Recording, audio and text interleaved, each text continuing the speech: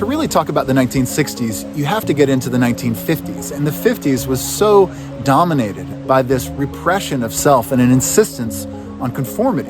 In some ways, I would say that the major project of the 1960s was to push back on the repressive ethos of the previous decade. Hi, I'm Sam Stern, and today I want to talk about notions of self in the age of artificial intelligence. I came to this subject through my immersion in the history of the Esalen Institute, where I've worked for the last 10 years. Since Esalen was founded in 1962, it's been predicated around this kind of constant excavation of the self. From the very beginning, people flocked to Esalen to engage in Gestalt therapy and encounter groups. What Pearls and others working at Esalen believed was that they were creating ways that allowed individuals to express their true inner selves. I want them to applaud for me.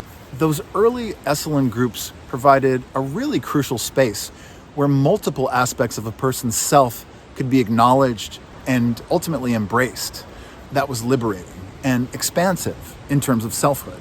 There was a basic faith that the personality was a cage that we needed to crack down. And there was a faith that once we broke it down, the self that was revealed was going to be holier, more sane, more loving, more beautiful. I would argue the project of the expanded self really is the project of Esalen, the potential to grow and shift and transform. And now, 60 years later, we're at this watershed moment with AI.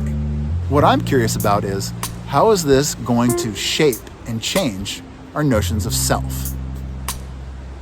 Traditionally, the self has flourished in the zone of art. There's the myth of genius artists, from Picasso to Hemingway to Dali. I believe Dali said something like, "Every morning I wake up enraptured that I am Salvador Dali. And I think to myself, what is Salvador Dali going to accomplish today?" Even Andy Warhol, who attempted to strip the self from his artwork through mechanical reproduction, ended up producing this really recognizable authorial signature. And that's just the way that things have been pretty much for forever. Now with AI, I'd argue that things are changing. The line between human contribution and machine contribution is becoming increasingly blurred. There's anxiety among artists, I think, about being replaced by AI. I think this fear really goes deep, and it's not just about losing jobs, it's about losing a piece of your identity. Popular myth dictates that artists pour themselves into their work.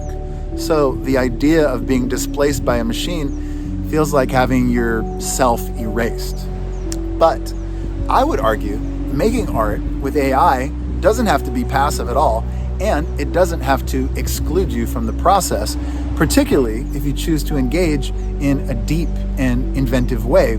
But even if the artistic self, so to speak, was decentered or muted, does that necessarily have to be a crisis?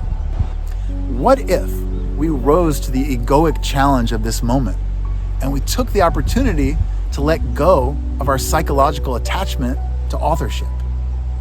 What if, instead of clinging to this idea of the solitary, sensitive genius artiste, hoping to make your mark on the world, we could all embrace a form of creativity that's a little less self-centered and instead is inherently collaborative? I think that this shift in perspective might actually enable us to accept a more fluid notion of self. And possibly this more fluid notion of self might be a more healthy and sustainable way of being in the world. So where do we go from here? Do you think we're going to abandon the techniques that are meant to unearth a truer sense of self? I don't think so.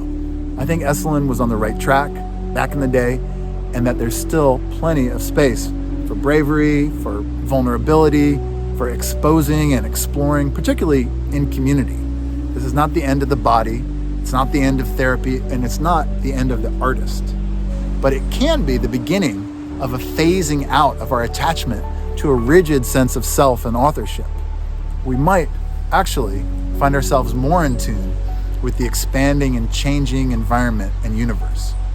My sense is that this whole AI business is not just a technological shift. It is going to be a catalyst for a profound philosophical evolution in how we understand ourselves and how we understand our changing place in the world.